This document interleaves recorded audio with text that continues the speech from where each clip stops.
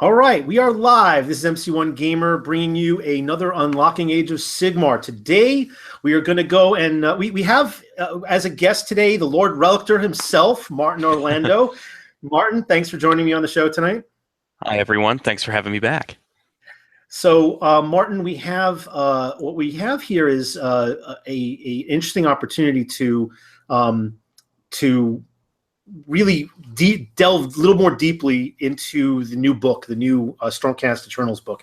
And there's quite a bit that's gone on with this new release. And now a lot of people have talked about it. I'm sure that any of our viewers that are out there, they might have already seen some of the media about it, and they may have it already and have already taken a deep dive into it. But for anybody who hasn't seen it, or maybe you're just looking to watch this as a means for a competitive advantage, try to get a little bit more information on what you might be facing. We're gonna go look at all the different war scrolls, the battalions, the new units, of course, and we're gonna go end this all up with some list building that Martin has provided. But before we get into that, Martin, why don't we tell everybody who may not know you a little bit about yourself? You've been on the show before a couple of times. Hi, everyone. Martin Orlando here. I've been on the show. I think this is now my third time. Thanks for having me back. I've been playing Age of Sigmar since the whole End Times changeover, and I'm really into the painting and definitely the kit bashing. A few of your audience members recognized me from your videos at the Las Vegas Open. And if any of them are watching tonight, I was the guy with the Stormcast with hats.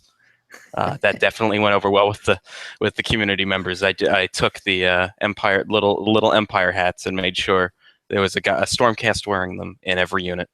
And for anybody who wants to take a look at Martin's army, it's a very impressive army. Martin happens to be an accomplished painter. You've actually won some awards, haven't you? Yes, thank you. So.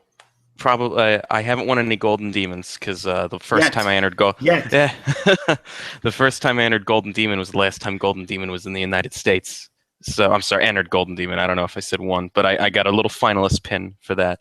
But you got a pin. Yeah, and I can't find it because it's smaller than a Space Marine helmet. As soon as you move, that's when you'll find it. Yeah. Yeah. That should be soon. But no, I took it upon myself to try and go to Warhammer World last summer, and I competed right before the General's Handbook came out. It's actually the day the General's Handbook came out. I went to a Throne of Skulls, which is the Games Workshop's more casual tournaments where they have two awards: Best Sportsman and Best Painted. And I said, you know what? I think I know which one I'm going to go for. So I painted up a Star Dragon. I painted up some Empire stuff. I painted up some. Of course, I like being all over the place, more stuff to paint. And I won Best Army at one Throne of Skulls so far. Very nice. So far. Congratulations. I'm thinking about it. But you also had the distinction of, and correct me if I'm wrong, there's a thing where you can submit your pictures of the units that you've painted for something related to GW, where they actually put you as kind of the default. Is that? I wouldn't call that an award. Thank you for the distinction. But it's anyone who's on Instagram now knows Games Workshop has been trying to pivot their internet presence to certainly be more strong and customer facing. So if you post pictures of your painted Warhammer miniatures on Instagram and meta tag them to say #painting Warhammer, every weekday they have their social media people, little grots as they like to call them, troll through Instagram, and if they find ones they like, they send you a message, and if you reply to that message, they put it on their blog. It's like one step below getting in the White Dwarf, and hopefully there's many people out there who want to get into that coveted White Dwarf spot. But this Instagram thing is certainly a nice thing nice little a boost to your self-esteem there. A little feather in your cap. Yeah, that's pretty cool. Yeah. So I know that you've actually gone to some other regional events as well. So I know that you were at LVO.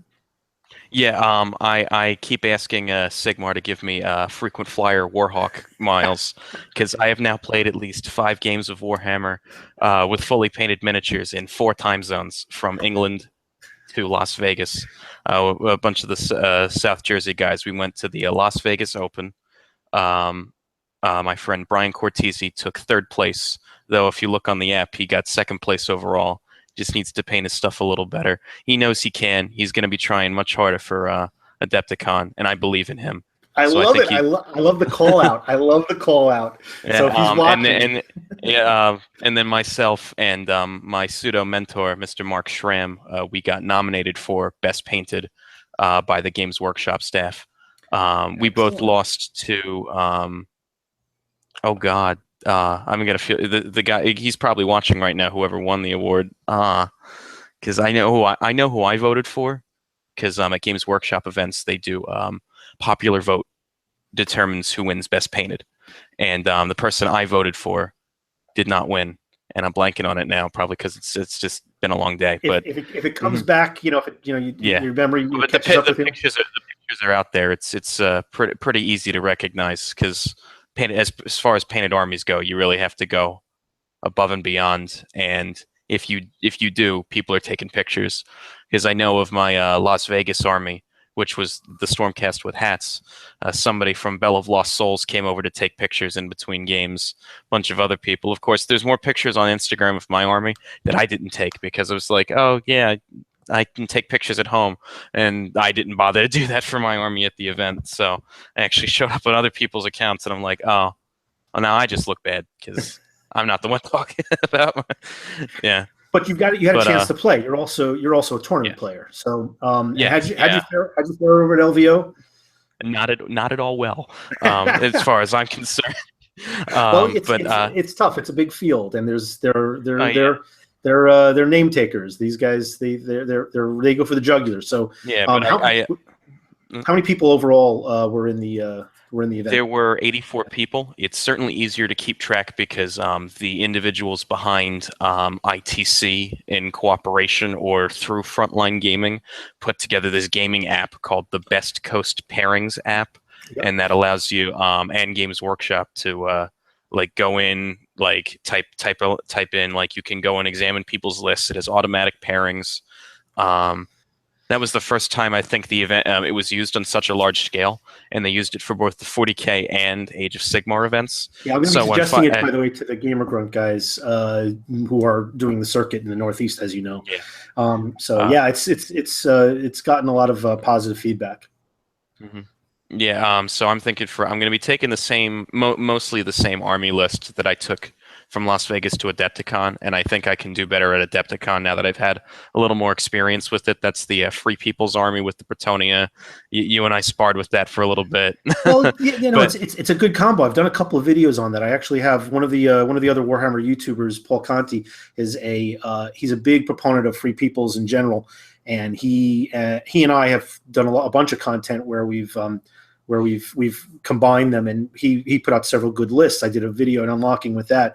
It's very effective combining those two. So some people will do a little bit more Bretonia, some people will provide a little bit more of the Empire flavor, but either way, the synergy there really works well. It worked a little bit better a couple of FAQs ago, but it's still pretty effective. It's just I honestly think that I favor something a little more aggressive, maybe not as wild as Iron Jaws. Though, speaking of Iron Jaws, I want to shout out to my friend Brian again. A lot of people have apparently on the internet been poo-pooing Iron Jaws, and he basically took second at the grand tournament as like one of the only Iron Jaws players. And he didn't even run battalions, and he got the most kill points, like most whole units killed in terms of victory points rounded up at the whole event. I have played a bunch of Iron Jaws lately, so I'm with you on this. I just came out of Holy Wars GT just this past weekend, and I did a bunch of videos. Some of you guys maybe watching may have seen them already. I did better than I thought because I came with more of a mediocre list, more of a narrative list. But I faced two Iron Jaws armies there, and I played Iron Jaws before. They're solid. I mean, you can absorb a lot of punishment. There's a lot of room for error. They can be very fast moving. There's a lot of wounds. They blend right through units. They have it all, really. They've got competent casting, but they hit like a truck and they can take it on the chin. So I don't know why people I don't know anybody, and I haven't heard about anybody who's been down on Iron Jaws, but if they are, maybe they're not playing in a meta where it's cutthroat and high level gameplay, or maybe they're just they're newer players getting used to a particular army. But I will tell you, in the hands of people who know how to play, that is a scary army, and it can be, whether it's with or without battalions, it can be very effective. And there's a lot of similarities to what they can do to Stormcast. So let's circle around and get right back to what we're here for. Because I definitely want to jump into Stormcasts eyeballs first. and a lot of things about Stormcast are very similar to what's strong about Ironjawz. You've got good saves. They do good damage in a lot of different ways. They can absorb punishment because not almost every unit has multiple wounds. And I'm going to give a little bit of a picture as far as where the evolution, what I'm seeing with Stormcast. But then I certainly want your opinion before we kind of jump into the War Scrolls. When Stormcast first came out, they were kind of the controversial face of Age of Sigmar, and they still are to some degree. A lot of people didn't like the aesthetic. A lot of people loved the aesthetic. It really was a love or hate situation. I'm still kind of at I don't like the aesthetic, but I'm warming up to their gameplay, because when they first came out, and the only reason that I have this issue with aesthetic is because they're such a departure from what we've seen. But as time has gone on and we've seen the evolution of Age of Sigmar with the style, they really kind of fit in with the style much more than when Age of Sigmar first launched as a transition from old Warhammer fantasy. But the thing with Stormcast now is they used to be fairly one-dimensional. They didn't have any shooting early on. Then they had a little bit of shooting that sprinkled in. They were a very slow army, and then some units started coming on board where that can move faster. They had no casting. They still don't, but they kind of make up for it with some priestly abilities and some other enhancements that can improve armor and do other different things. Their slowness has been countermanded by a variety of different abilities. There has been an evolution with Stormcast that has happened since the start that has made this a very, very dynamic army. And even up until recently, we're kind of like not the only, but the most competitive list was built around one particular war scroll, which was Warrior Brotherhood, where everything could kind of teleport in. And I faced that. I actually faced that and I fought it to an even battle, by the way, with my mediocre list against the guy who actually won. But we kind of squared off and split points on our game. And I faced it before, but it was very effective in this most recent battle. But bottom line is that was probably the highest end list that people would take to events, and they've done extremely well at events. Now that is going to go away. It's not away now. I mean, until the next General's Handbook comes out, where kind of things will start to reset, where it'll invalidate the old General's Handbook, and we'll have a new universe, a new way of building lists, and new ways of doing match play, which, by the way, can always be modified by TOs.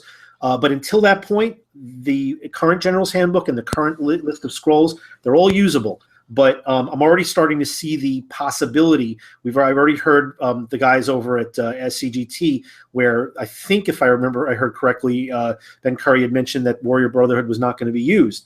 And they're kind of like they're going to let the old go, and they're going to look forward to the new, and they're just going to allow this new book be the new benchmark for it. But not everybody's doing that, and they don't have to do that. So you still can play some of the old war scrolls and some of the old battalions. But this book is a new dynamic. It provides a huge spectrum of methods to play, and lots of new units that are really cool looking and have a whole bunch of new mechanics and synergies. So with that all said, and hopefully I'm sure I didn't cover everything, give me your take on it from a high-level point of view, and then we can kind of jump into some of the abilities before we look at the War Scrolls. Yeah, thank you. Yeah, that was still pretty thorough, though, and I had a lengthy write-up I was thinking of sending you, but you pretty much covered everything almost verbatim what I was gonna say. But from a high level, I think this is the first book in possibly a long time that Games Workshop games have been known for power creep, especially like in 40K, where it's just like the best way to sell new product is to give it aggressive rules. I'm not going to say that individual war scrolls, though some, very few, have been given tweaks to weaken them. Overall, it is the army abilities. While we have new options that weren't there before, they replace the easy answers for army building. So like the Warrior Brotherhood and the Wardens of the Realm Gate Battalion, which was kind of weird because that was the only battalion in the game that allowed you to take scenery, and that was the Stargate. So you get to use the Stargate like in your deployment zone to just, I'm just going to do that. And that won Las Vegas, by the way. And I thought it was a narrative battalion. I thought it didn't have as much as it did. And then I looked at its list, it's like, oh. Is that from the first Stormcast Battletome? Book, yeah. So that might be going away. Yeah, I mean, it's a little extreme. It is. It doesn't have points. No. Because that was the weird thing, is that it has points, but the Baleful Realm Gate does not have points. So it's technically legal, but then the Realm Gate is free. So I get a Realm Gate for free. So I get to just deploy on your table edge. And yeah, but that's gone. Well, how much is the points for that particular one? I think that was 80. It was 80 points. Yeah, which is cheap as hell. That would probably, you could argue that included the cost of the Realm Gate. But even if you threw out like 100 point, on top of it, it's still so effective because you have a reasonably large-sized army. Yeah, you might lose a bunch of models, but what you do to your opponent. Yeah, no. It's anyway. But so. The Warrior Brotherhood and the Wardens of the Realm Gate, like they don't have points in this book, which means they're probably not going to have points in the Second General's Handbook. Mm-hmm. And the army abilities overall really take full knowledge of what made Stormcast good in a tournament list, and then rebalanced all of it. So this is Stormcast got a lot of nerfs. I'm not saying that, oh my God, Stormcast are bad. Oh no. But it's certainly a refreshing rebalance, which I would like to see going forward, because that keeps the game healthy. It keeps the game from getting stale. Does this book have answers to Sylvaneth? I think so, because Sylvaneth are really like the go-to, like, really just, you always see like 5 to 6 players like in the top quarter with and they're not even the same list. It's just what Sylvaneth as an army can do is really like the top, in my opinion. But Stormcast, so anyway, back onto the message of Stormcast. It really is, it's a nice rebalance. You take some of the old stuff that was new, that was strong, you take that out, you add this army-wide rebalance, and then you add in some new scrolls, like we're going to get into the Vanguard Auxiliary Chamber, and that's like your even faster redeploy. They're on the as the fans call them, the chocobos. I like calling them chocobos. I mean, they're not, but those have, yeah, close enough. And then I'll paint them. They have this whole redeploy mechanic, so it's definitely different. There's nothing in this book, at least so far, that is the easy answer. Like, this is the thing that, okay, no matter what, if you're building a Stormcast army for a tournament, you got to take this, and then you got to take this, this, and this.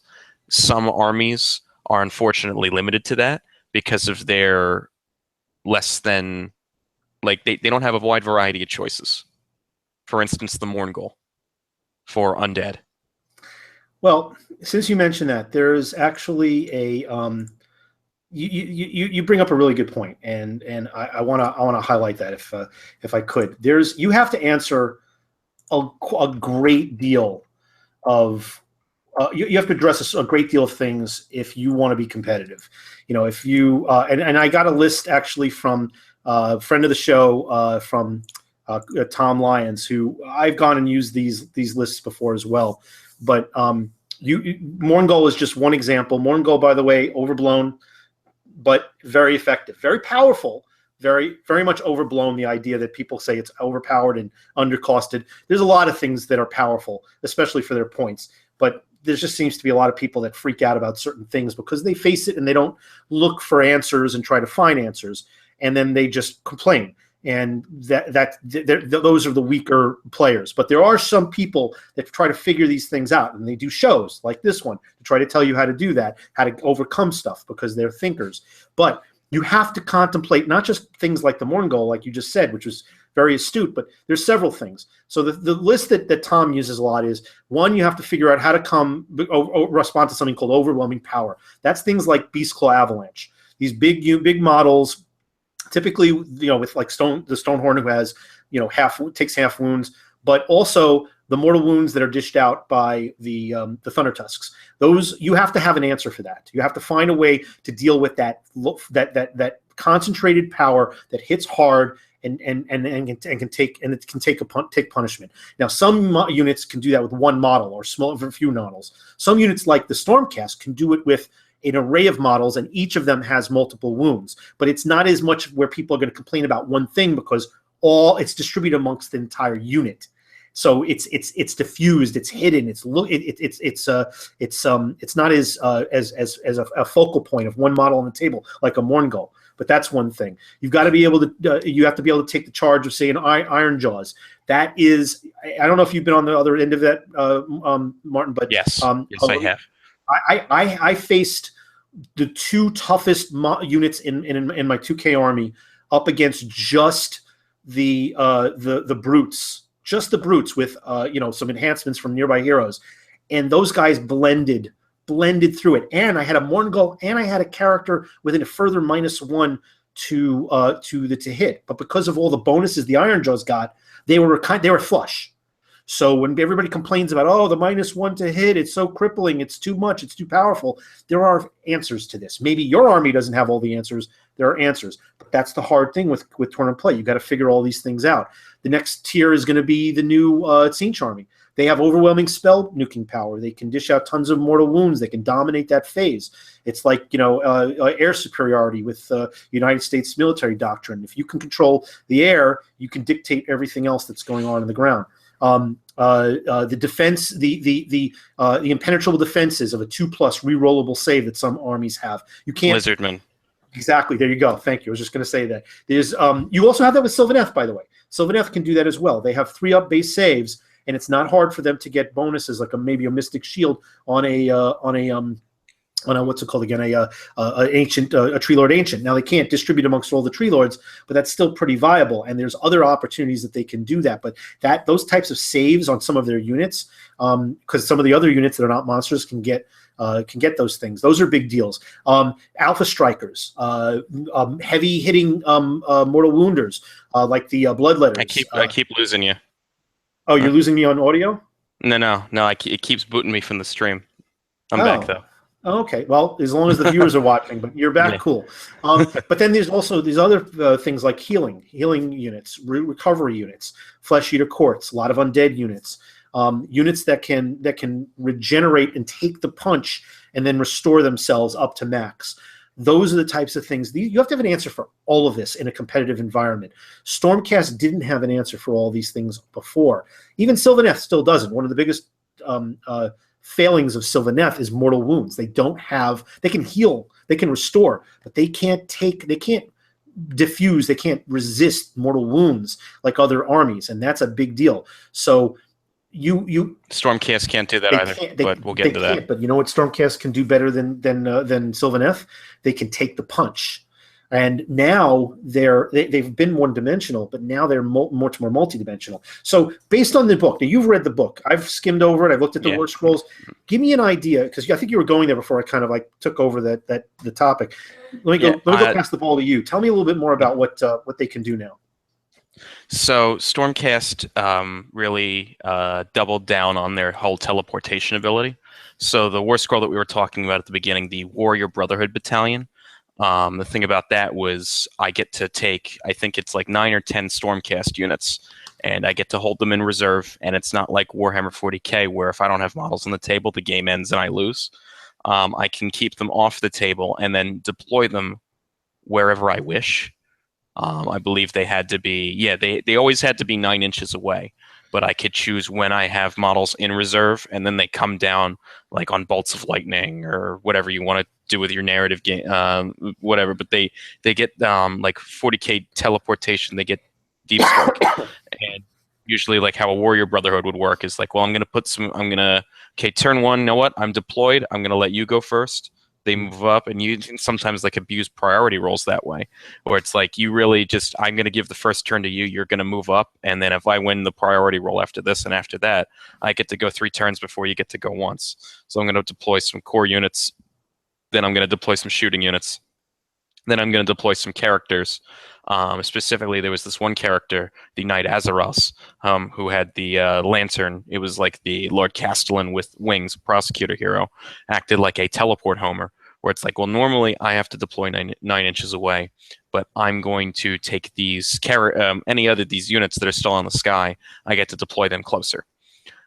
So now we get to the army abilities. So since the Warrior Brotherhood is gone, we have something similar called Scions of the Storm, Where is which this is listed? Because I could pull up some um, war scrolls. Is this part of the allegiance, or is this something? yeah, this is the allegiance abilities. Children, if you are following along, please turn to your books to page 95. All right. Well, They did that on the Warhammer stream. I had to do it. All right. I have it listed into sheets to pull up for the for pictures. So I have it I have it under Steeds, Prayers, Mystic Lights, standards, artifacts. So which page am I looking at? What should I pull up here? Is it command? So we're traits? looking at the Legion ability, with the battle trait and the command trait. All right. Let's see if I can go grab that. All right. So I'm going to pull up the traits. And we can go share the screen and we can go look at this. Yeah, this is a big departure from before where it was one specific scroll. These are now army-wide scenarios. So I'm going to go ahead and share this. So one of the main changes is that since the General's Handbook has come out, while you're pulling the stuff out, since the General's Handbook came out, everybody who's gotten a new army book since, we're talking about Sylvaneth, we're talking about Savage Orcs or Bone Splitters, whatever they want to be called, Beast Claw, Avalanche, There we go. Zinch, Storm, and now Stormcast. Here we go. Everybody gets the following, like in the Grand Alliance book. They get army traits, or in this case, battle traits, command traits, which are the Age of Sigmar equivalent of Warhammer 40,000 warlord traits. Your general gets to pick from a table of command abilities, or not necessarily abilities. Some of them could be buffs. Some of them are command abilities, things that your general gets. And then we're going to get back into the old school magic items. Now, just like in the regular General's Handbook, Stormcast get a ton. They get items, they get swords, they get armor, they get pendants, they get, if you can carry a banner, you can take a magic banner instead. If you carry a lantern, you can have a magic lantern instead. So that's a total of 24 items. However, more options than any other army so far. Yes. Yeah. However, as always, your army gets one item base. Limit one per hero, and then for every battalion you decide to take, you get an additional magic item to choose from. But that must be given to a different hero. Now, we're not talking about battle traits or command traits. We're talking about kind of like the artifacts. We're getting to those later. I'm just saying that the Stormcast now have these things. They have a greater list breakout to pick that one item or additional bonuses if they use battalions. But every army only can take one battle trait and one command trait. So let's go over those first. The battle trait, I don't know why it's called battle traits. There really is just one battle trait. It's the army special rule. Yes, exactly. And you don't have to use it if you don't want to. You can decide to forswear all of these and then just say, you know what, I'm going to take the Order Grand Alliance instead. You can do that. But if you choose to have and you have Stormcast Eternal Allegiance, you get the Scions of the Storm, which is you can keep any of your units in reserve.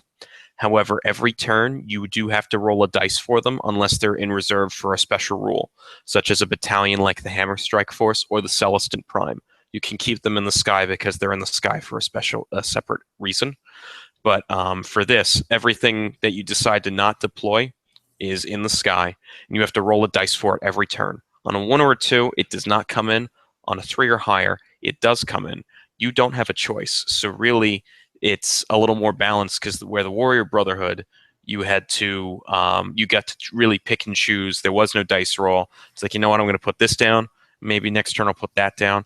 It's now up to the dice. Some stuff you may want, you have to build into an army list, whether it's for casual or competitive play. Is my stuff going to arrive too early? You can always plan if stuff doesn't arrive when you want it to. If it comes later than you want, but it's much. I argue it's much more difficult if stuff gets onto the table earlier than you want. Well, because if you aren't. I would argue that it would be maybe kind of scary if it didn't come on at all. I mean, if you just roll poorly, Oh, yeah. which can happen. Yes. At the end, if a unit is still in the sky by the end of the game, it is considered slain. But the synergy here that I think that is important that you mentioned, which I think I want to highlight, is that if you're not taking any battalions, or if you're not taking any battalions that allow you to deploy at will from units that are deployed, off table, that are deployed to the side, whether it's in the sky or in the in the web weave or whatever. There's whatever the special effect is for Stormcast, and they're calling the Scions of the Storm. They're riding down on lightning bolts. If you don't take a battalion that allows you to then take those units and just choose to put them on the table, you're taking the risk of a roll. There is a chance that they might not come in, or they might not come in exactly when you want. The chance is not that bad. We're talking about a 66% chance in your favor, but still, it is a chance. And we all know from rolling lots of dice, sometimes the dice gods don't like us. Mm-hmm. Oh yeah, especially if you have that 600-point Star Dragon. Oh no, absolutely, that's a big risk. Yeah, that could be bad. No. And I don't remember if I saw that if there was any battalions, and if I'm wrong, then we'll go over them because we're going to get to that. But I don't know if there's any battalions that allow you to force that one down onto the table. So that could be a big risk. You could always start with it because it does move 12, but that's another thing. But that's a strategy then, whether or not you want to shock your opponent with a Star Drake in their face. You can, and that is how this army trait is flexible. You do not have to keep stuff in the sky. You can deploy it as normal.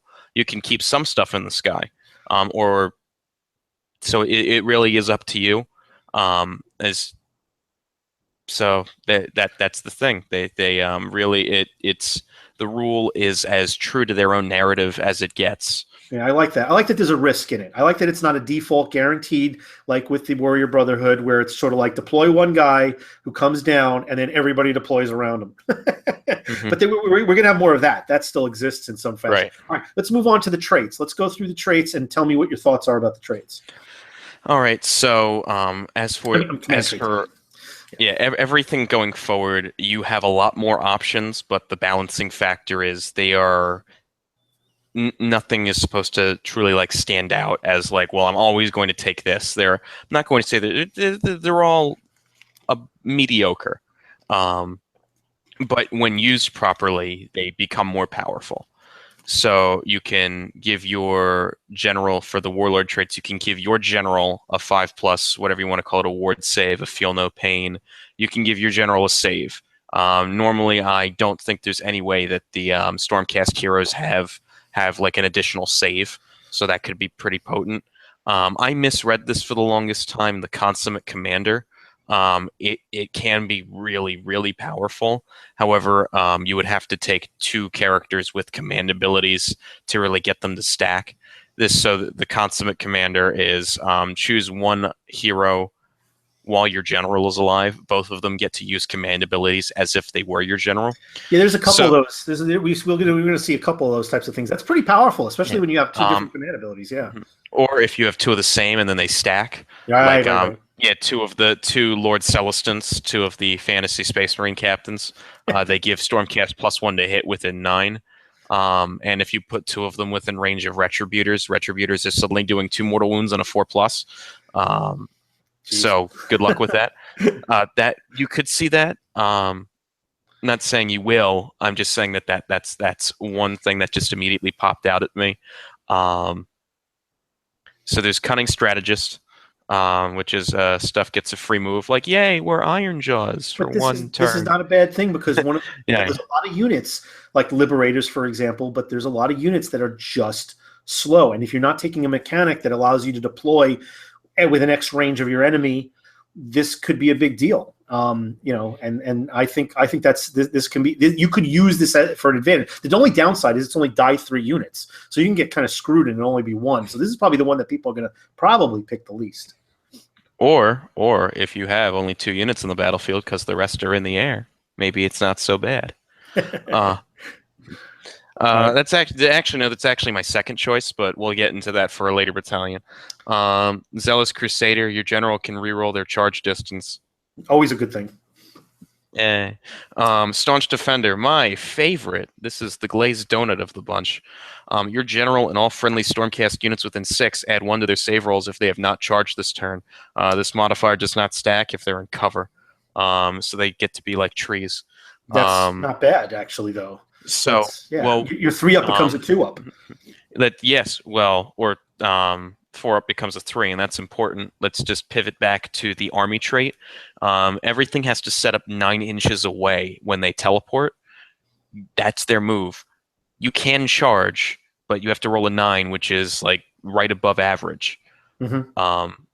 So chances are, if you're putting a bunch of units down and you're getting ready to go into combat, not everything will make it, or maybe none of your charges will make it.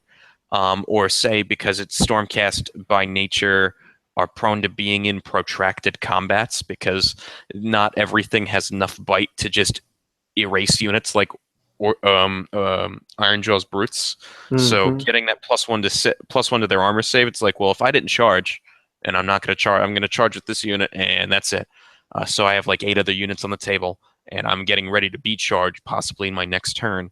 I have +1 to my save, so they basically count as okay, which is within 6 inches of my general. Wherever my general is going to be, I know that I count as being in cover, and that's really potent on larger Stormcast units, especially like the Paladin units where they have 3 wounds each. So you might it really is this excellent buffer that doesn't have like it. It's value. I really think it's good value for what you get out of it. Okay, let's move on. Yeah. Only because we've got a lot to cover, and yes, already Champions of the Realms. Choose one weapon on your general's profile. Can't be a mount. +1 attack. So you have +1 attack. Reroll charges. 5-up ward. You get 2 generals. D3 moves, and yeah, your general can give cover bonuses to people. So not bad, and a very nice selection. Let's take a look at the next thing I think I have here, which is you have this this option for steeds. Oh, we're skipping a few pages then. Okay, so what's the next page you want? Next is all of the magic items. We don't need to go through all of the magic items. I think we can speak to the magic items as a whole. Yeah, let's do that. So yeah, because give me like a highlight. Give me a highlight of one special one that you would default to almost by. So yeah, so there's the weapons. There's enchanted armor. There's magical artifacts. Remember, you can give a hero 1 item. You cannot give a hero a weapon and armor and a pendant. It's not 8th edition anymore.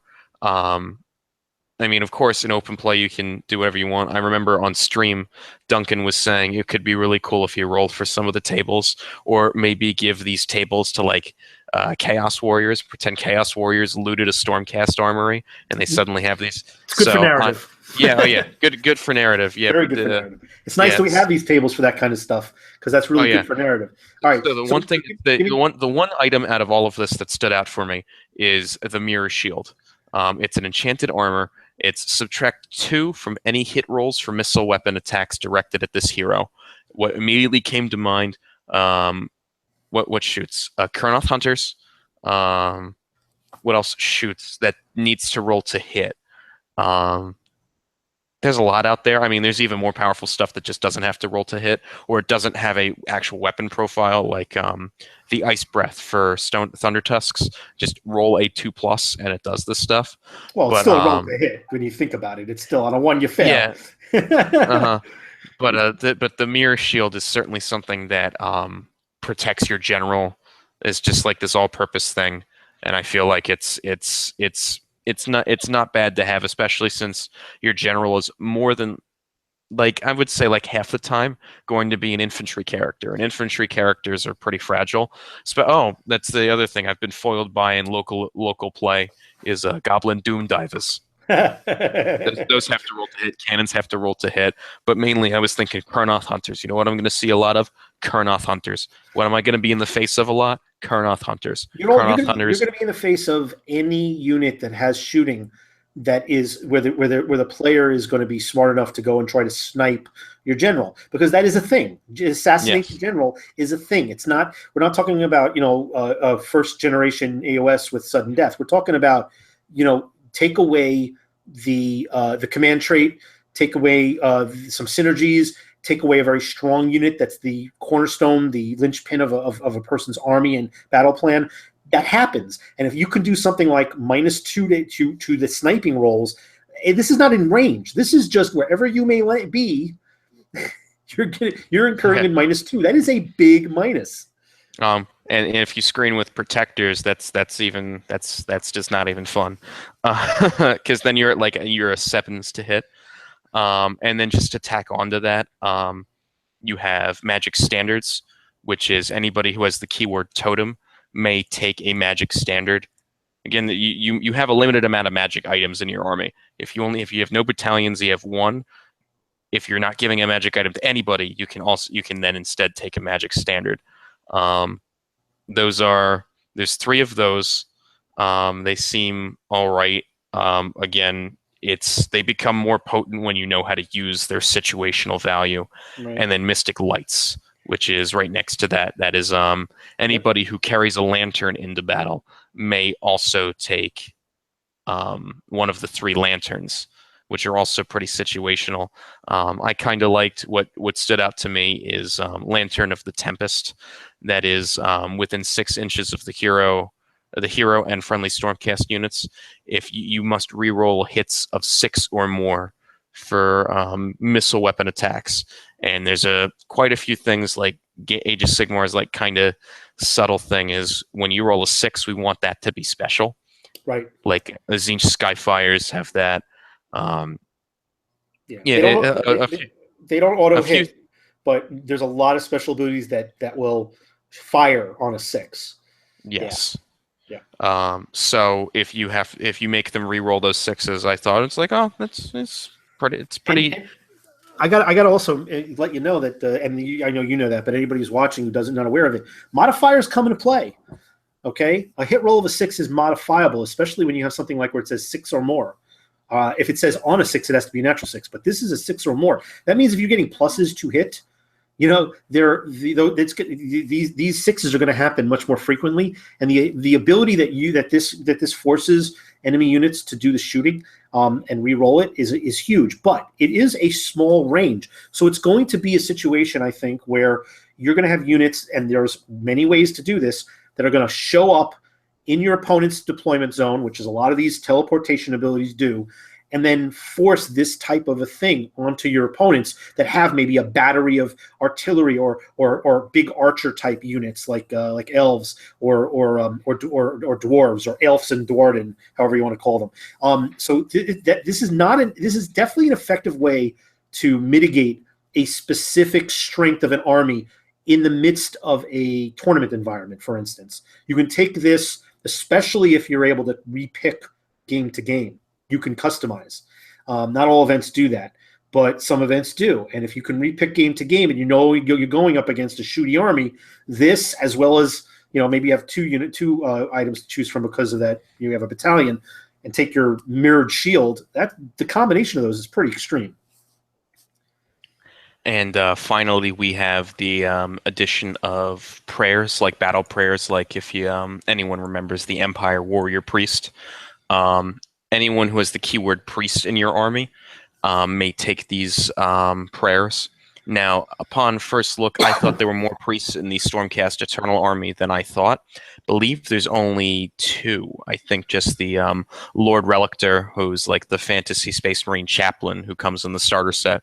People have been leaving him at home more often than not. And I think he's about to make a comeback, especially for 80 points. I know I have to find one because I've already painted mine. I've painted all 3 of the ones I have. I need to find a new one for a new color scheme. He was picked last. He was picked last for the kickball team, so now he's going up in the draft order. Okay, got it. And I think you have 3 of them. Wow, that's impressive. Yeah, just buying things. I know, me too. eBay. And of course, they're all different color schemes, but so and the Lord Veritan. Give me one here from these prayers that stuck out. Give me one. There's like Lightning Chariot, which is number 4. Mhm. That's pick a unit, roll a dice on a 3. The prayer is heard. Remember, none of these can be unbound because they're battle prayers. They're not spells. That's the trade-off that they can't do their unbinding. Yep. This is actually magic by proxy between a handful of units and these battle prayers. Stormcasts actually have magic that you can't do anything about. Mm-hmm. So it's actually, I think, a little more painful than when first thought, oh, they don't have magic. No, we have better magic. So you pick up that unit and set it up anywhere on the table, 24 inches, up to 24 inches from its previous position, and more than 9 inches away. Again, always 9. If you want to send stuff across the table, you better roll that 9 to charge. Well, that's not necessarily true. There's a lot. We're going to see that there's a lot of things that are 7s. I think I even saw some 5s or 6s. There's not all 9s. Right. 9 is the standard for summoning with like undead and chaos. But for Stormcast, they get a better option. Yes. They yes. definitely do. But there's one or two in here that I found really potent. But now we're going to get to the steed traits. I mean, there's even more. So how these work is now, even though you have access to magic items, if you have heroes in your army that are on mounts, which are the Dracoths, which I often call the Godzilla ponies, the Star Dragons, and the Griff Chargers, which are the new Chocobo-looking units, one hero may take a trait for their mount, which is like these characterful things that just like kind of buff them in some small way. And then for every battalion, if you have another mounted hero, you may take another trait. So Stormcast can get pretty blinged out when they're all is said and done with these moderate buffs. And there's a couple of battalions that take advantage of the mounted aspect. I think there's one where like a Dracothian Guard, you can take 3 Dracothian Guard. We'll go over that later. Yeah, so I encourage people to look at these at their leisure. Let's see this one here. This is the Star Drake and Griff Charger traits that you're talking about. Yeah. All right. Yeah. Sometimes it's something. One of the things that people might notice about this book is that there's so many options. It's actually daunting. And you may not be, and you probably won't be able to take advantage of all of them, especially in a tournament game. Like if you have like a bigger like open play game, it might be like, oh my god, I'm crushed under the weight of all of these special rules. Well, there would still be some limit. You have to have some kind of. Yes. But let's just stick with match play though. With this in mind, you're sticking with match play. What? No, that's what we're talking about. I mean, it's easy to talk. It's easy to discuss yes. open match I'm play. joking. Yeah, I know. That's a dig on me for anybody who watches because I was a big proponent of the open play environment with some breaks. With some breaks put on. Anyway, but let me just say about this: the overwhelming number of options that are shown here. If this is to become the norm, and I can't imagine it isn't, because once you open those floodgates, it's hard to put a clamp back on them. The bottom line here is this: and this is what I mentioned in the opening segment. The Stormcast now have so many options that we're only just going to hit the surface in the next few months of the various different options and how you can maximize and what the synergies are with some of these things with the way you can build out some of these armies. Yeah, there's going to be some things that people are going to use right off the bat because they make sense, in conjunction with, say, a battalion or so.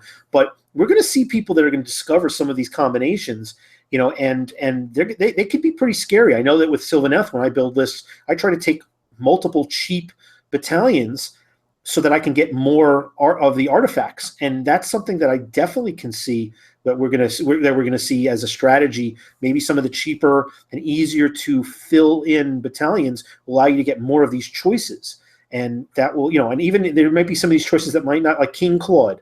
All right, that's a Star Drake option. Well, maybe there's a list where you take 3 Star Drakes, and that's a big chunk of your points, but it's worthwhile to utilize your 1 or maybe 2 artifact options for that particular, to be that one of those particular traits that you pick, and that could make the huge investment of points that you have in your Star Drake that much more effective on the table.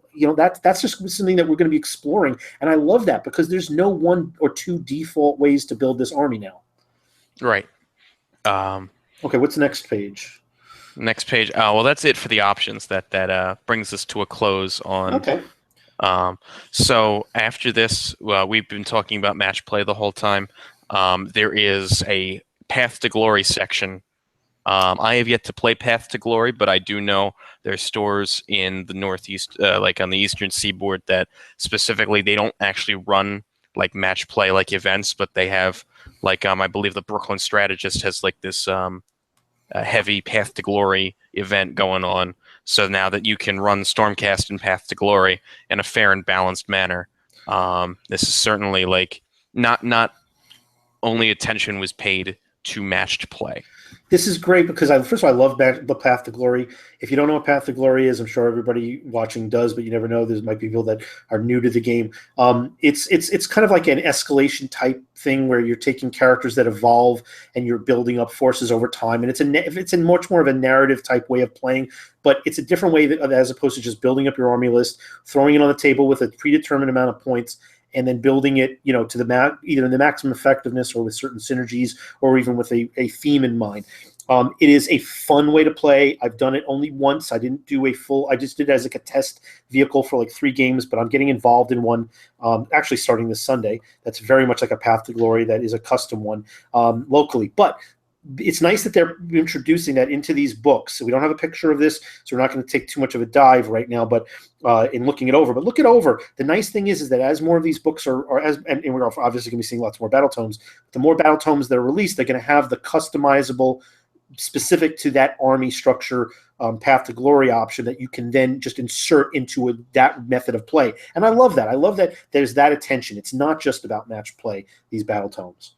All right, let's talk about one of these. Let's talk about the first of the new War Scrolls. What should we start off with? The Lord Aquilor. Oh yes, of course. Why would we start? Probably my newest favorite Games Workshop miniature of all time. So right. that certainly sets a high standard now. Okay, let's go through. Don't know if I'll use one, but I certainly want to paint it and put it in a display case somewhere. Have you gotten it yet? No, it comes out Saturday, so new. Okay. Or it comes out tomorrow. It's out in New Zealand, but yeah. Well, there's some people that have gotten advanced copies of these, but all right. So let me go. It'll be out tomorrow. All right, and anybody who hasn't seen the picture, he's kind of on a bird mount, a griff charger. Yeah, but it's a very Napoleonic stance, very picturesque, with the burden profile and it like with the sword leaning down. Yeah, the first thing that came to mind I think was like Napoleon. With yes, very, very. That's very interesting. I can see that. Go ahead and look at the picture. Anybody who wants to. I'm not going to pull it up because I have If you go to Games Workshop tomorrow to pick stuff up, it'll be on the shelf, so you'll be able to see it for yourself. I do want to comment here that this guy is very reasonably priced. I know there's been a lot of comparison pointing that people put together when they're talking about these War Scrolls, and they don't always take into consideration that it's not just the power of the individual scroll when points come into play. It's also how well they synergize with the army that you're taking them with. It's very hard to effectively point these War Scrolls, which is why they're going to be on every year. There'll probably be a chance that they might change, which we're going to probably be seeing in the GHB2. This guy is 200 points, and I got to say, for 200 points, he is a good investment. Maybe there's better investments depending on how you build out a full-on list.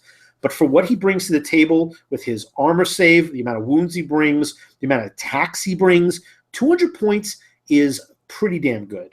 All right. I mean, people have complained that the vampire lord on an abyssal terror from the compendium is 220, I think, right now, and is going to be going up to 3 potentially. That's the possibility. That's the advanced rumor. That guy has nothing on this Lord Aquilor.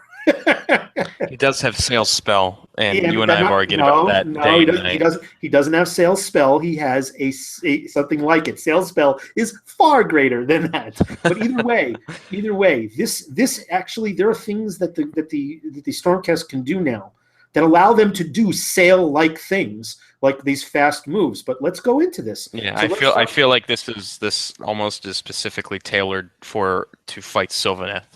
because of all of the fake outs and the redeploys. You called it like the fake out list, or it's like, because the thing I keep saying Sylvaneth, it's like, oh no, Sylvaneth. You can every turn the entire army can be in a different location on the table. Right.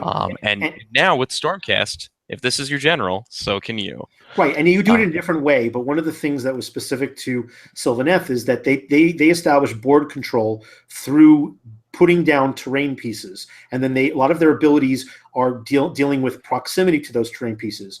Well, this army, or there's a battalion, and the special abilities like this guy has that allows you to not only mimic them but to counter them. So why don't we go through them? Let's talk about the Astral Compass. So the Astral Compass is that sphere thing that people have been seeing the core troops, the Vanguard Hunters carry. That is, instead of setting up the model. So instead of when you deploy, you can choose, you know what, I'm going to be using the Astral Compass to set the model up in pursuit. If at the end of any one of your movement phases, you can summon the guy to strike at the enemy's flanks. When you do so, set up the Lord Aquilor wholly within 6 inches of any table edge, more than 7 inches from the enemy. But that's still 7 inches away. There's your 7 inches. You beat the 9 inches normally from teleporting down from the sky. That's their move for the movement phase. So you can set up almost like it's the Baleful Realm Gate, which lets you teleport to any table edge. Correct. This lets you deploy the model at the end of any movement phase within 6 inches of any table edge, but 7 inches away. So it's only a 7. You only need to roll 7 to charge. Right. So now this is just him, but then he gets another ability. So all of the Griff Chargers have this ability called Ride the Winds Etheric. I don't know why they needed that last word, but okay. They just put their arms up and they let the wind carry the bird beasts like they're on a sailboat. And if they do so, pick a direction and roll 6 dice. And I believe on 6 dice, it's an average of 21. Which is huge. That's a very long distance. You get to move those 6d6 inches, and they have flying. However, if you can't place their bases at least 3 inches away from an enemy, I believe you can't move at all. Yeah, it's sort of like failed charge. But the thing is that there's 2 things that come into play with this. First, on average, it's going to be very far. But because of that 3-inch proximity, if it's a large unit of chargers, now this is just one individual guy, but there are units of Griff Chargers that could come into play if you have 3 or 6 of them or whatever. Which 6 is quite a lot, but if you have a number of them, it might be difficult to kind of take that run and put yourself. It might limit where you can end up because of that 3-inch, but also because you have to choose the direction beforehand, so you can't. But this is a liability. This is a liability, in my opinion. There's some. It's the last 2 sentences. If you want to go ahead and read them, be my guest. Yeah. So if this is impossible, you cannot move, and it's also you cannot run or charge. And I think that's a little sad that you can just ride and then not charge. But because you're right there. Yeah, but what it does allow you to do is, because this character is the leader of a fast cavalry army, it allows you to either get somewhere very quickly, and then if you want to try and gamble on winning the priority roll, maybe you'll get to charge that next turn after that. Mm-hmm. However, you will get to shoot, and each of these guys do have minimal shooting weapons. I guess you could count on that, but it's objectives. It's objectives, yes. Yes.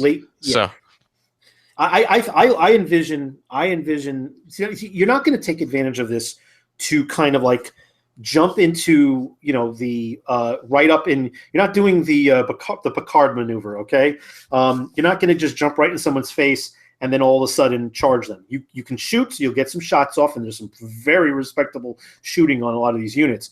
But the way I look at it is I think you hit it on the head as a gambit to try to get the double turn, back off, and then get the charge if you get the double turn. My opinion, it's also a way to steal the game. You have 21 on average inches that you can run away, go to an objective that is not being currently held, and that could be the points that you need to win the game in the last couple of turns. You can also screen something, but yeah, it's mainly the objectives. And then his command ability is he gets to, because this is why you want to take all of the new scrolls. Um, Everything that's new has the Vanguard like name tacked on in front of it. The Hunters, the Paladors, the Raptors. If he uses his command ability while he's the general, every one of these Vanguard units within 24 inches of him gets to use the Astral Compass ability that turn, which means they get to redeploy on any table edge they want in pursuit, like 6 inches within 6 inches of any table edge, but 7 inches away from an enemy. Right, but they have And to if be you within 24 of him. And so, right, yeah, that's not so hard in Age of Sigmar. no, but still, we're talking about a 6 foot long table. So while this guy could redeploy to the opposite side of a table, he's not going to take all these units with him. However, if he wants to redeploy in an advantageous way on, say, 1/3 of a table, at that 24-inch range, if you're dealing with one particular flank, that move could be crippling. That move could be devastating. So yeah, it's still effective. It's not, but it's not I'm going to go from one side of the table to the other. This guy can do it, but he can't bring all his buddies with him. He can bring a unit. A unit, right? But this command ability would allow him more locally to bring everybody and redeploy them. Yes. So that's our. Well, he also they really want you to use the sword. Like, remember I said it's like the Napoleonic pose. Yeah. He has the choice between the sword and the axe, but there's really no reason to take the axe. They really want you to kit the guy out as he is on the front of the box, and I thought that was cute. No, that was the paint. That's the paint job. So yeah, that's probably gonna have some influence. All right, who's the next guy we're gonna go after? Who's the next one? I'm just gonna turn the page. We are at the Vanguard Raptors with the different types of crossbows. All right, let's go grab those. Okay, Vanguard Raptors. See, I have mine listed in a different way. I hope I have this one. Let's see. Vanguard Raptors. I may not have gotten this one. Oh no. All right, well, let me go do that while we go to the next one. So let's pick. I'll go get the Vanguard Raptors, and you'll tell me what the next one is. Next one is the Vanguard Hunters. Okay, so Vanguard Hunters. Okay, these I got. Okay. All right. These are the new core troops. Oh, that's tiny. Yeah, I'm going to try and zoom in on it. Well, we're reading it, so it's we're reading it. These are out there. Anybody who's trying to look at this while you're watching it and really try to read it, there may be some of these situations. I can't control. I'm trying to zoom in here. It doesn't seem to want to let me. So yeah, so this is the odd thing where people keep asking how many points is something, how many models are in a unit. I always deferred to the idea that in the General's Handbook, it's generally one box of models is the minimum size of a unit in match play. Like, that's why Bretonnians are like 16 in a unit, Chaos Warriors were like 12, because there's used to be 12 in a box. But that's until they got the new stuff. So Vanguard Hunters, even though they come 10 in a box, they're units of 5 for 140 points. Now, these are core troops if the Lord Aquilor we just talked about is your general.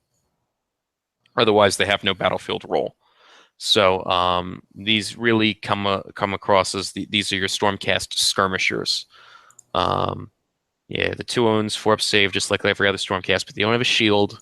They don't have any rend, but they make up for that by having 2 attacks and everything. They can have 2 attacks with their short-ranged across their mechanical crossbows.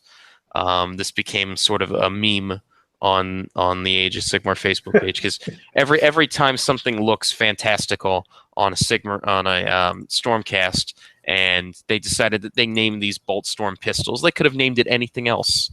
However, they decided to name it after a gun in 40K. Because why not? because of controversies.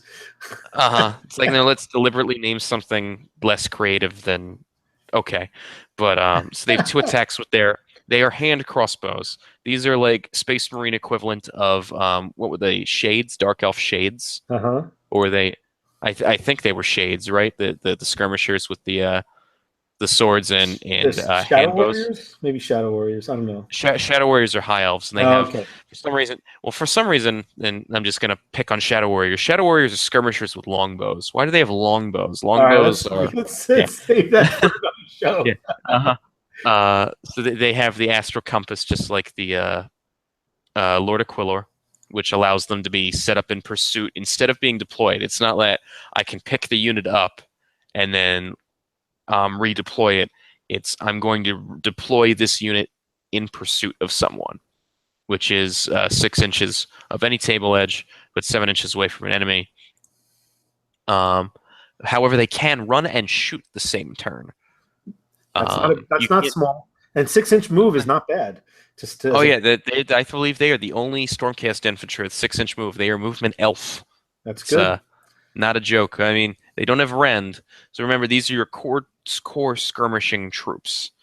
And they can be set up. You can actually take multiple units of them with the astral compass and try and flank and take objectives. And I mean, they're not going to bring a lot of punch, but they are going to be models near people's objectives, and that will always scare your opponent. And let's also realize they're 5 in the unit. They're 2 wounds each. 4 up save is not a bad save. They remind me of Space Marine Scouts, of course, which I'm sure people are going to love. But they come in regular armor, so it's not like they have a lesser save. And exactly, well, no, that's true. They're not at a 5 up save, for instance. And they're 140 points for those 5 guys. 140 points for 10 wounds, decent armor, good shooting, and a special ability for ambushing, basically for deploying onto the battlefield. I think they're very effective. I think that they're very reasonable. I wouldn't go below. I would have a unit as a Harry unit, or as a snipe unit, as a unit to try to go after war machines. As to go after wizards. Definitely effective to bring into the table. Where do we go? Let's go to the next one here. The Vanguard Raptors, do you have those yet or no? I don't. I don't even have them on the GW website. Oh wow! They don't even drop in the. Oh no, because they come out tomorrow. So if you go to the New Zealand portal, if you switch the region code, we'll go to the next one then. Yeah, what's the next one? Vanguard Paladors. Okay, that I have. All right, I'm on the fence about. Okay, so you know how to get the Raptors now? Yeah, I'm gonna go. I'll grab them while we're talking about Paladors. And by the way, just for Paladors, we're talking about 3 of these. These are 3 for 220 points. So, yeah, good. I've heard really just people just like bash them, saying that they're absolutely not worth their points. I want to paint some, so of course, as soon as I want to paint some, it becomes like, well, now I really want them because if I paint them, then I have to play with them. No, but, I don't think they're all that bad. Come on. Yeah, no, we'll find out. We'll find out. So, the Paladors are the Chocobo Knights, like the Lord Aquilor. The unit of 3, 5 wounds and a 4 up save. So that's already the same as 5 Paladins. It's the same wounds and save as 5 Paladins. They have a 12-inch move, and they have different shooting options. You can either give them javelins or axes, and they already have the hand crossbow pistols. So they can put out a decent amount of shooting. They can have 3 shooting attacks a turn, some with Ren, some not. That's a decent amount across. It's a light cavalry unit. Well, it acts like a light cavalry unit, but then it has enough wounds that someone has to spend more than minimal effort getting them off the table. I think whatever people are criticizing these are overblowing it. 5 wounds, 12 move, 4 save. There's 3 of them in a unit. You're going to be able to reasonably get them in cover to get that 3 up save, depending on what terrain it looks like. And with that move, they can get within range very reasonably to get at least a couple of their shooting attacks off. I think when you look at the array of attacks they have, there's enough rend here. I mean, look at even if you get combat. This is one of, I believe, 3 units in the whole book. One being the Celestin Prime that has Rend 2. Ren 2, yes. Yeah, Ren 2 is this rare fruit that people want. They don't always get, but when they find it, it's not mortal wounds, but Ren 2 cuts through 4+ saves. Sure, you're gonna get a wound off. You're not. See, if the downside that I think people are looking at is they're saying Ren 2, but 1 damage, and they only get 3 shots at it, 3 attacks. So yeah, it's 3 attacks each. It's 9 attacks. That's not. Sure, I agree. And they have. Like every Stormcast creature, usually if they roll 6s, something happens. And if they roll 6s to hit, they do a mortal wound instead. So it's no matter what, you're probably guaranteeing 2 wounds per guy or per monster when you're attacking in close combat. But we're And also that's talking nothing. about That's we're talking 15 wounds for 220 points. That's not bad. Okay, It's that's exactly not the same as 5 retributors. It's right. do you want 5 more retributors in your army, or do you want a unit of these chocobos? Granted, they do completely different things, Right, they're but there for different because of reasons. that versatility, you have this option of bringing different polar opposite units to the game. You have a more mobile unit. You have a more fighty unit that can dish some damage, that can take a hit before they're being removed. I mean, there's a place for them on the battlefield. I mean, are they wowing me where I'm like, oh my god, they're broken, or oh my god, I of course not. There's other 5 wound units out there, but for the points cost, I'm paying 220 points for 15 wounds of Blood Knights. And Blood Knights more often than not have a 5-up save because of their wacky shield mechanic, and they die pretty fast, and they don't have anywhere near the offensive capability these guys do. Come on, this is a very reasonable thing to put onto the battlefield, and with the addition for the ride the wind ability, you're going to get them where you want to get them for if you need to retreat them out of combat. Move something in to take its place, and then have these guys charge back. And even if they retreat out of combat, they look. I mean, that 12-inch move just gives them a very big threat range for the amount of power they have. Yeah. I'm thinking about a unit of 3 instead of even more retributors, but we'll talk about that in the lists. Okay, you got it. All right, what's There's next? if you haven't gotten the Raptors yet, I'll talk about I the do. pigeons. I do. Okay, Raptors. So So these are now there's that was 2 options. That was New Zealand, just so you know. Anybody Yeah. want to Those are the 2 options. They are units of 3. They either have long strike crossbows or hurricane crossbows. I know there's only one on the screen, but we're going to talk about the long strike crossbows first. Long strike. Do you have those or no? You just have the. Let me see. I think I do. Well, let's talk first. Let's talk about these Raptors first. Okay, so the hurricane. Well, the thing is that they have 2 weapon options in the box, and because the weapon options are so different, they get different war scrolls because they get different special rules. Okay. So the hurricane crossbows, the ones that are on the screen right now, they have 6 shots per model. They hit on a 4 wound on a 4, no rend damage 1. There's 3 in a unit, so that's 18 shots base. And then if they did not move, you get to add 3 dice to each. So they really become just it's 9 dice. That's 27 shots. Here's a unit for here's 27 shots. Just eat it. Right. And they have and of course the unit champion hits on a 3 instead. So that's 9 shots hitting on a 3+. And there's your long and strike. then we have the long strike. I want to talk about those in a minute. They're so good. Okay. And suppressing fire. Unit Vanguard Raptors. If they target all of their attacks at a single unit in the shooting phase, that unit must subtract 2 from any charge move they make until their next hero phase. Somewhat like the Tempestors. The Tempestors are the Dracothian Guard with the crossbow as his main weapon. You don't even have to roll to hit or wound successfully. You just have to say, I'm targeting you with dice rolls.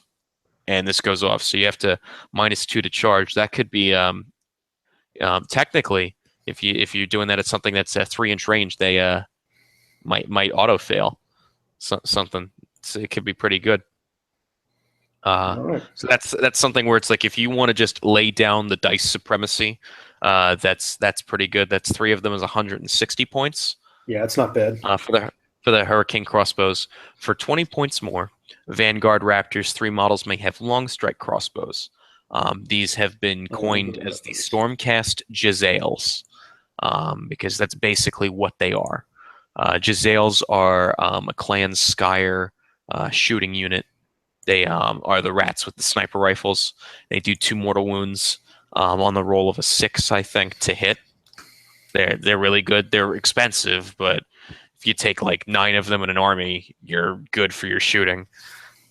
So for these, they're 1 shot each. They hit on a 2+, wound on a 3, rend 2. Here's your other source of rend 2, damage 2. And if you didn't move, you add 6 inches to the range, so their movement's 30 or 24. Because you can drop these. You can drop these from Scions of the Storm. I know we haven't been talking about. Well, yeah, but if you thinking drop about them, it counts as their movement, Yeah. though. So they're Yes, considered thank as you. moved. Yeah. But you can drop them anywhere, and then the turn after that, I'm going to get 6 extra inches. I'd rather deploy these guys first turn. Yeah. Get that 30-inch. If the hit roll for a crossbow is 6 or more, causes 2 mortal wounds instead of normal damage, which is what the Jezzails do. Hence Stormcast Jezzails. And the unit champion gets a pigeon as on his arm, which looks kind of... but that allows the old style stand and shoot. If you make a successful charge against this unit, roll a dice for a unit that the unit champions has to still be alive and has the bird on them. For every Vanguard Raptor in the unit, and any rolls of a 6 do 2 mortal wounds on the charging unit. So you only get to roll 6s. So it's like probably 3 dice. But that's chances to do 2 mortal wounds as like a stand and shoot action. So it's kind of risky charging this unit. But you have to try and keep them from shooting your stuff. You got to remember also that there's a lot of things that can provide additional pluses, and it says 6 or more. Let's not forget the Hurricanum. Everybody loves the Hurricanum. Oh yeah, because if that's in your backfield and these are in your and then it does it on a 5. Yeah. Now you want to rewrite. You want to rewrite your list now, don't you? No, I will never paint one of those things. I have one, but I'm not going to paint it. No. I'm never going to paint one of those things. The planetarium on wheels. What am I thinking? And then we'll just do the scroll for the Aether Wings themselves. I keep calling these pigeons. Pigeons. Well, it's a new thing. Yeah, pigeons. Aether Wings. Yeah. So they I believe they are in a box by themselves. If you buy the box of the Vanguard Raptors, these come on 25mm bases. Yeah, and they're really reasonably priced at 60 points. I don't even know that. 60 points for how many? For 60 points for 3, and they're 2 wounds each. Yeah, so that's not bad. I'll paint them like Bobby, Pesto, and Squid. How about that, everybody?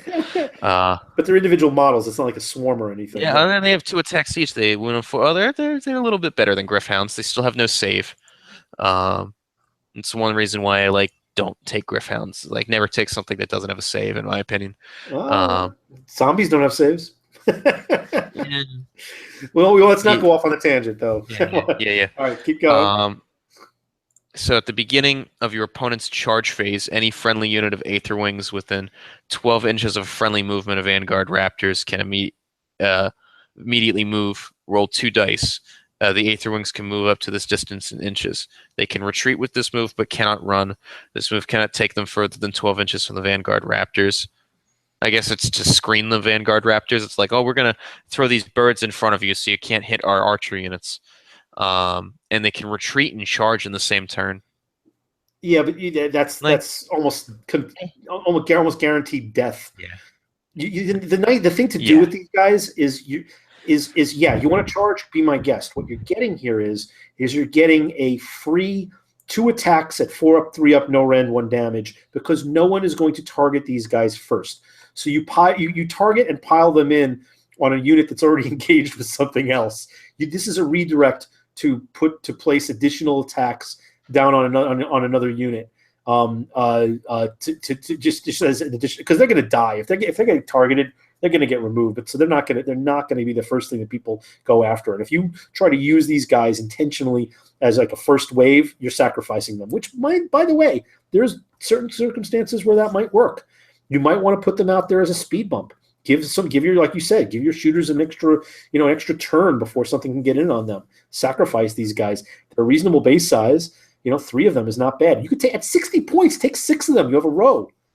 Yeah. All right, so I believe that concludes the new releases for the Stormcast. That is the Vanguard Auxiliary Chamber. Okay. All of the Stormcast fast attack options you could want. Let's take a look at battalions. I think there are 29 in this book. I know, and there's all of the special ones with the shields. We can not bother.